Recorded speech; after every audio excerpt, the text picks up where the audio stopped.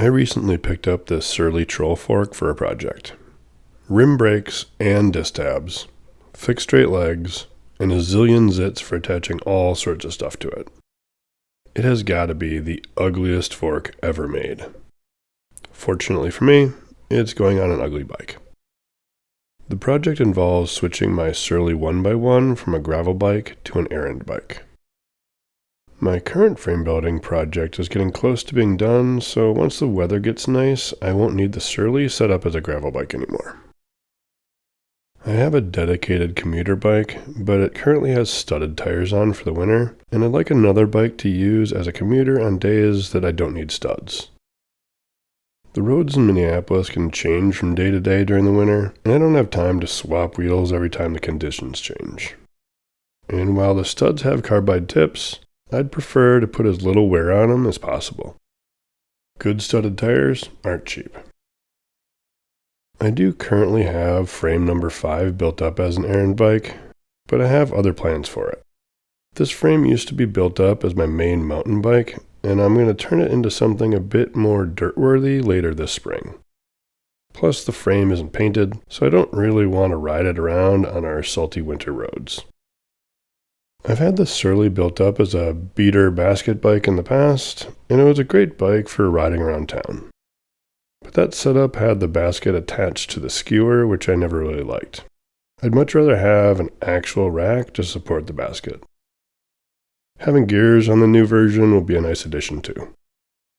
The problem is the current fork doesn't have rack mounts, and my oxyacetylene torch is in storage for the winter, so I can't just braze some on. Luckily, I had a couple Angry Catfish gift cards to use up. I wanted the 420mm version of the Surly cocktail fork, but it's backordered until spring, and I can't wait that long. I want this bike for commuting this winter. The Troll fork has fairly similar specs, just with a lot more braze-ons. Now I'm a big Surly fan. I probably own a few dozen Surly products. Handlebars, rims, hubs, bags, a bunch of different tires and forks, and I've owned 2 different 1x1 frames over the years. They just make products that fit how I ride. I appreciate that they often put function over form, but this thing is just doing too much. So time to make some changes. The first thing is to get rid of the rim brake posts.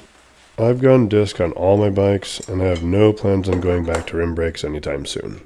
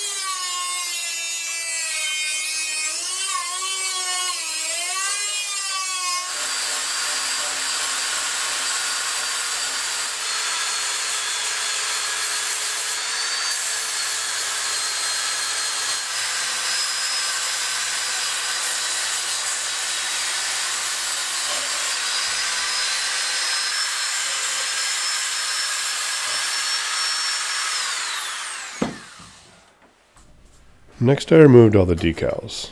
This bike will get locked up outside fairly regularly, so I like to have as few brand names on it as possible. Sorry, Surly.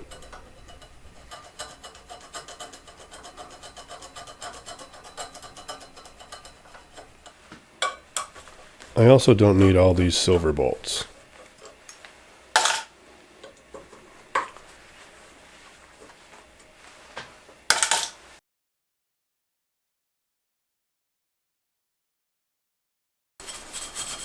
My 1x frame has been through a lot, and the paint that's left is pretty rough. So I took a Scotch-Brite pad to the fork to give it a matte finish to match the frame.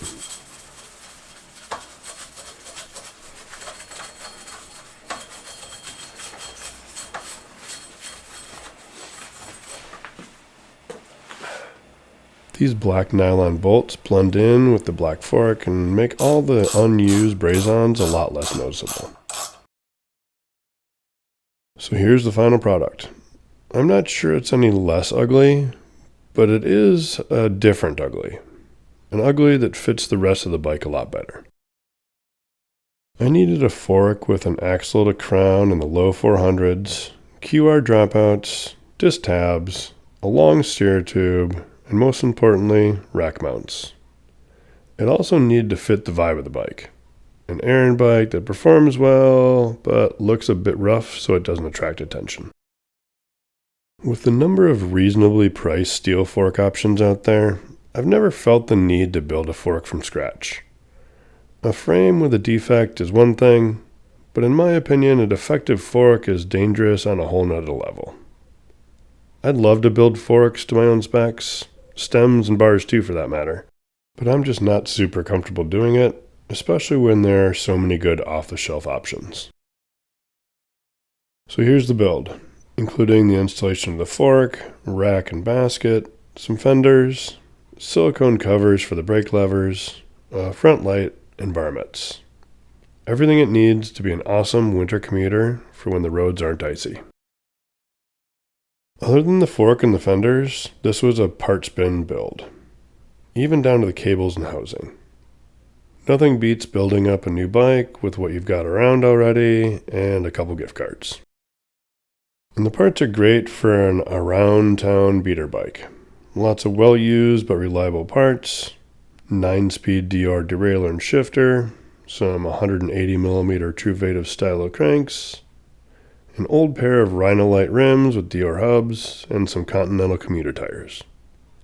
All solid stuff that'll work well, but not attract much attention.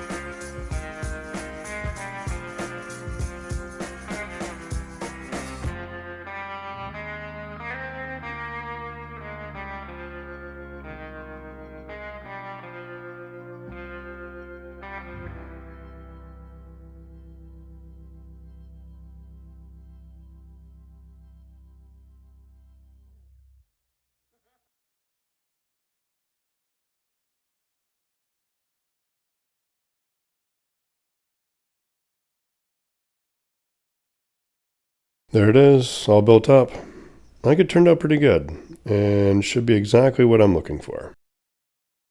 The next day was perfect for this bike. Above freezing, but still some snow and slush on the roads, so I took it out for a quick test ride to the coffee shop.